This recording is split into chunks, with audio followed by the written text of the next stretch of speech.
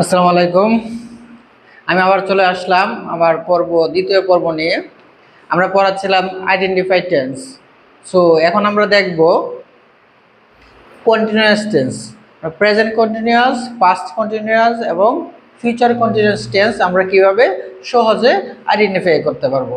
মাত্র আমরা 5 মিনিটের মধ্যে কি করতে পারবো, এই তিনটা টেন্সে খুব ইজিলি আইডেন্টিফাই করতে পারবো। সো সবাই মনোযোগ সহকারে ভিডিওটি দেখবে এবং যদি পারো খাতার মধ্যে নোট করে নিবে এবং নোট করে নিয়ে 10 মিনিট পড়বে, তোমার মুখস্থ হয়ে যাবে ইনশাআল্লাহ। তুমি পরীক্ষায় কখনো ফেল করবে না। এখন দেখি আমরা এখানে দেখতে পাচ্ছি, আমরা লেখা আছে এম ইজ আর। তারা না একটা কমন জিনিস, এই তিনটার বাক্যের মধ্যে একটা কমন জিনিস আমরা বলে নেই। এই তিনটার বাক্যের মধ্যে দেখো এই প্লাস বার প্লাস আইএনজি, বার প্লাস আইএনজি, বার প্লাস আইএনজি। তার মানে কন্টিনিউয়াস টেন্স মানে আমার অবশ্যই প্রত্যেক সময় মেইন ভার্বের সাথে আমার আইএনজি ফর্ম থাকবে।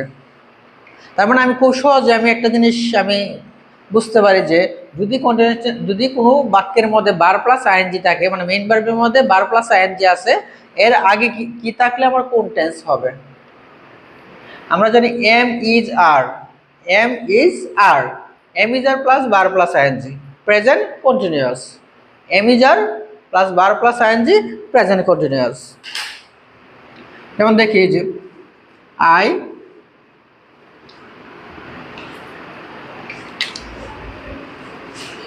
am going to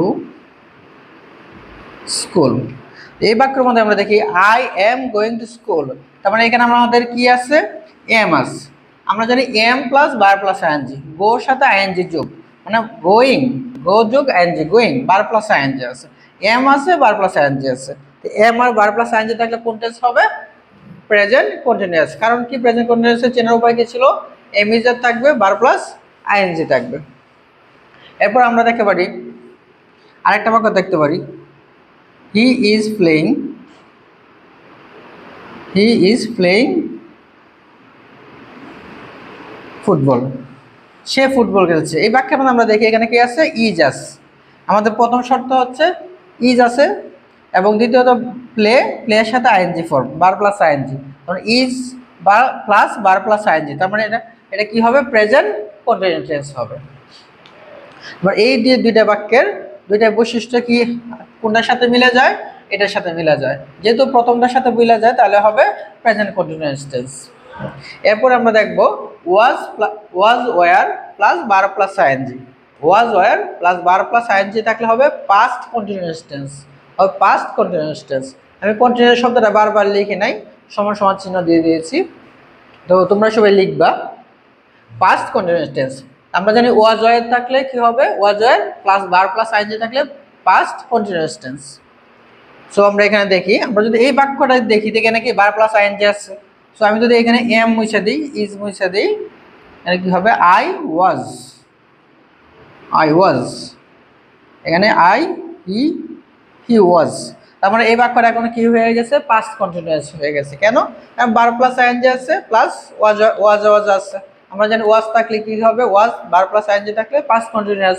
তার মানে এই বাক্যটা এখন I was going to school, হ্যাঁ, এখন কি হয়ে গেছে, পাস্ট কন্টিনিউয়াস টেন্স হয়ে গেছে। হি ওয়াজ প্লেইং ফুটবল, সে ফুটবল খেলছিল, পাস্ট কন্টিনিউয়াস টেন্স হয়ে গেছে। এরপর আমরা দেখব shall be, shall be, will be, বার প্লাস আইএনজি থাকলে ফিউচার কন্টিনিউয়াস টেন্স হবে। আমি আবার বলছি, shall be, will be plus বার প্লাস আইএনজি থাকলে ফিউচার কন্টিনিউয়াস টেন্স হবে। যেমন we shall be going to school, you will be writing a letter। যেমন এই দুইটা বাক্য যদি আমরা খেয়াল করি, এখানে কি আছে, shall be আছে প্লাস ভার্বের সাথে আইএনজি আছে, ভার্বের সাথে আইএনজি আছে। এখানে কি আছে, উইল বি আছে, ভার্বের প্লাস আইএনজি আছে। তার মানে আমরা জানি shall be plus will be থাকলে প্লাস ভার্বের সাথে আইএনজি থাকলে ফিউচার কন্টিনিউয়াস হয়। তার মানে এই দুটা বাক্য কি ফিউচার কন্টিনিউয়াস টেন্স। আশা করি সবাই বুঝতে পারছো। তো বাসায় নোট করে একটা খাতার মধ্যে উঠে তুমি পড়ে ওইভাবে প্র্যাকটিস করবো। যত বাক্য হয় ইচ্ছা হয় সব বাক্য প্র্যাকটিস করতে হবে। যদি কোনো সমস্যা হয়, আর আপনি যদি অবশ্যই আমার স্কুলের আশেপাশে থাকেন বা আমার স্কুলের ছাত্র হয়ে থাকেন বা অন্যান্য এই এলাকার ছাত্র হয়ে থাকেন বাড্ডা এলাকা, তো অবশ্যই আমার সাথে যোগাযোগ করবেন। যদি কোনো সমস্যা হয় আমি ঠিক করে দেবো।